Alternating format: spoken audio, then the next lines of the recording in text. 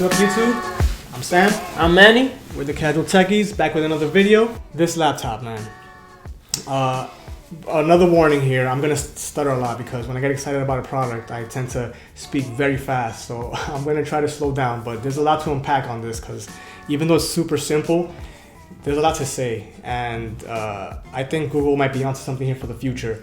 So I was pretty excited for this laptop too, bro. I wasn't expecting to feel this way about a Chromebook, but it's.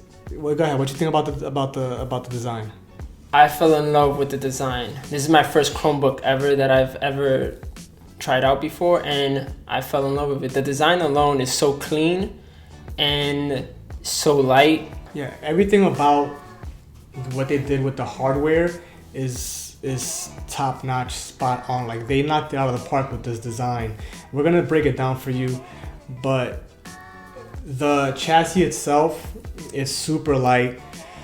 It's super comfortable to hold. The paint, it's a nice soft paint. I say every text product is soft, but it is soft. It's a little bit of a fingerprint magnet, but it's easy to clean. For me, it was so light. I tend to pick up my laptop as I go through my daily routine, and I currently have a MacBook Air, but this felt even lighter at 2.3 pounds. It was so easy to just move around with one hand as I was doing my daily tasks. The bottom has ridges on it, so you can grip it better when you're walking with it. And then let's talk about this keyboard, because I heard a lot about the keyboard. When they first revealed it, they called it hush keys, and they sound like this.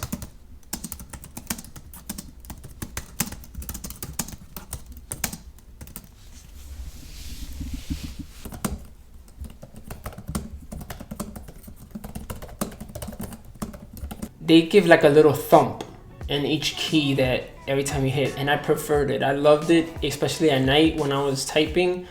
You know, you don't want to make that much noise. It's mushy. Yeah, like they're mushy, but they're good mushy. Yeah, it's a good mushy. And it gave me enough feedback to know that I didn't miss a key, or I had to, like, you know, like, I don't know if it happens to you sometimes. You know, typing so fast, sometimes you miss a key, but it didn't. It gave me good feedback. It was perfect spacing. They have good travel. Like, if anybody has like an older MacBook, those keys don't travel at all. Like, you're basically typing on a flat surface. Like, these feel good. They're backlit. It has a very large and responsive trackpad, which I also loved. Like, they did their thing here. Yes, like, they did. The only thing was with the display. Is just not the display itself, but the bezels. I just felt like they went with a little outdated look to it with those thick bezels. They're a bit thick. Yeah, they're a little bit. They're on the top and the bottom, but it's still 1080p. Yeah, it is 1080p. It's an LCD screen, so it's not OLED, so you're not gonna get those inky blacks. The colors were nice. But I was just hoping with this body, like, how good of a job they did, they should have at least trimmed down those bezels. And then the audio on this, like, they have front firing speakers, and they sound really good too. Yes, they do. Music, movies, shows, anything. Google Assistant sounds clear. They did a good job. So these speakers are really good too. Like, I wouldn't have a problem not having headphones here. If I were by myself, I would definitely listen to it on the speakers. I'm not a person that needs so many ports on my laptop, but I know these only have 2 USB-Cs ports and a headphone jack. It has no SD slot. It's a very simplified I/O port, so it's not. There's not much to talk about there. Just, two USB-Cs and a headphone jack. You're gonna have to carry around dongles for whatever you need to do on this. So if you're used to an Apple product, it's mostly the same thing as this. Yeah. You need dongles. Yeah. So Chrome OS, even though I do like it because it's really clean and it's really simple, it's still very limited. I personally love it though. Like, even on my MacBook Air, I tend to change not the interface, but I have it laid out as a Chrome. As a Chromebook. These Chromebooks aren't for everybody. Yeah.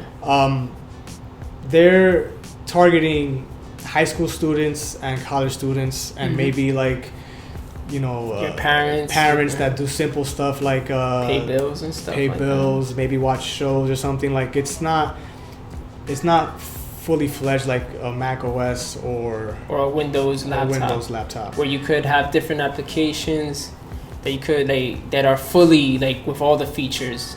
But this is just because of that fact doesn't mean that you should disregard this laptop. It's still good. Well, not the laptop, the operating system. Because I know there's other Chromebooks out there that are less expensive. It's not for content creators, no, because you really can't edit videos on it or anything like that, and it's not for gamers because you can't really play full-fledged games on it either. If you're gonna play games on this, you're gonna have to play from the Play Store any mobile games like Mario Run, or you know, like the new Mario Kart, those or the new Call of Duty mobile games. Those are the kind of games that are gonna run on this. It's not gonna run Mortal Kombat 11 or, you know, Tomb Raider. It's not gonna run those games. I mean, if I could quote Linus from Linus Tech, I feel like this is Google working on the future. They're planting their seeds on the students, to then later on they're gonna be users, and this will probably be more adapted later on in the future. I agree with that. That might be a possibility, and I think they should keep this kind of laptop. But I also think they should have a pro version of the PixelBook, because I love this. This OS is so clean, and if it had a GPU in it where I can edit on it, I would definitely get that version of the laptop. Yes, I would too. I'm not even gonna lie, because it's this, and it works. And since I use the Pixel phone, it works well with the Pixel. I can actually unlock this laptop with my phone. Like if I open it, I'm at the lock screen. I unlock my phone with the Face ID, and the PixelBook unlocks. I just feel like they have something. They're going with something, and it works. Everything is on the browser. Everything. There's no lag or wait for it to launch. There's nothing, like everything is seamless basically. Yeah, this is the low end one. This is the M3 processor version, which I was doing my daily routines on it, like shopping, paying bills, Duo, YouTube, texting, Spotify, and everything ran smooth. Yeah, but even with me, I tend to keep all my tabs open. I have like about 18 tabs on my Chrome, and I was running Spotify also in the background, and it was smooth. Not once was it lagging. I had a little bit of stutter at one point where I had Spotify open with Google Docs and texting, and for some reason it kind of stuttered a bit, but that was that one time. Other than that, it's fine. But do you feel like you need a higher end model for this? Because Chrome was based to be an operating system that could work with low end specs. Yeah. So this being the M3 model, and it costs $649, I don't see why anybody would need a higher end model. I don't see why anybody would need an i5 processor or more RAM or or more storage. Like everything's cloud based now. Like I don't know why anybody would buy anything that's not this one. It ran fine. I mean, there are other options out there that are cheaper, but I think with this the Lenovo one. But I feel like this also offers, but I don't know if it offers the same security as this the PixelBook. It has a Titan C security chip, which basically means all of your information is protected inside the laptop. But I think what separates this Chromebook from any other Chromebook, it's the materials. It's the quality. The quality. It's just very rigid. It's a premium feeling laptop. What holds this laptop back, in my opinion, is a little bit of Chrome OS, and then that price point. I think you don't need storage. Like everything, when we're talking about everything is on the cloud, everything is on the cloud. You don't. To me, I feel like you don't need storage. Yeah, I mean, you're not gonna be editing, so you don't need to upload any. All your pictures are uploaded to the cloud and Google's Photos, so it's. I honestly really love this laptop. Yeah, I do too. We have to return this soon, and it's gonna hurt because while I had it, I always went back to it to do any little thing on it. Like, if it had anything to do with editing, I went to this instead of my Razer, and a lot of it has to do with the keyboard, the battery, which is also long. Like my Razer Blade doesn't last as long as this. This lasts me about 9 to 10 hours. Google claims it goes up to 12, but I only got like 9 to 10. It's just a really good laptop to work on. It is. I personally, I fell in love with this even more than a Mac, and I love my Mac Air. But this I love. I'm really head over heels. I'm just not gonna pay. Head over heels. Yeah, I'm head over heels for it, bro.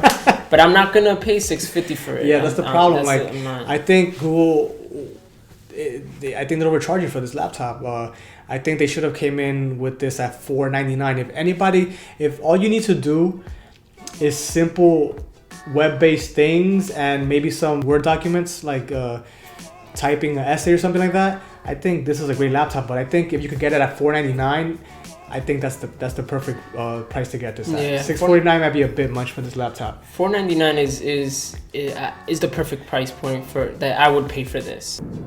Chrome OS needs to be more robust, and I think I would accept Chrome OS on a laptop if it was able to run Adobe Premiere Pro, at least for editors, and it's just that they're not, and it had a 15-inch display.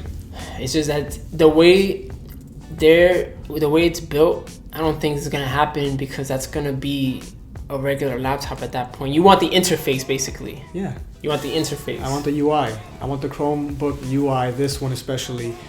And I like the way it works with my Pixel. Like this setup right here, it reminds me of a MacBook and an iPhone. It does. And I think Google just needs to make their PixelBooks more professional. Like add a GPU, something light, like what Razer did with their new Razer Blade Stealth. They added a simple GPU to it that you can do some editing on it. But that's you're treading to other waters where it isn't, because that's not what Chrome OS was based for. But they can keep this form factor. They could keep the same form. Just make a professional, make a pro version, make a PixelBook Go Pro, and that's it. Or a 15-inch PixelBook,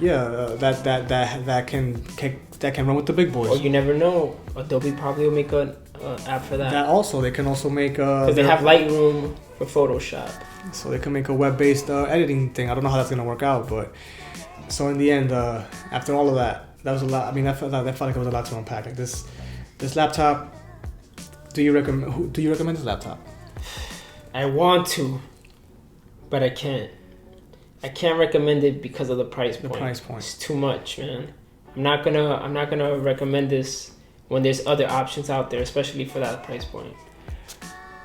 I said it before. I do recommend it, but at $499, and I'm pretty sure it'll go down in a couple months, or maybe by the spring, summer.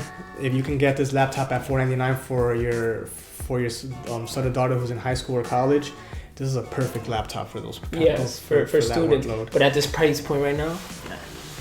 Okay, YouTube, that was our video. Hope you guys enjoyed it. Like I said before, please support the channel. We're working hard to make our videos better. Tell us what you guys think about the PixelBook Go in the comment section below. Please like and subscribe.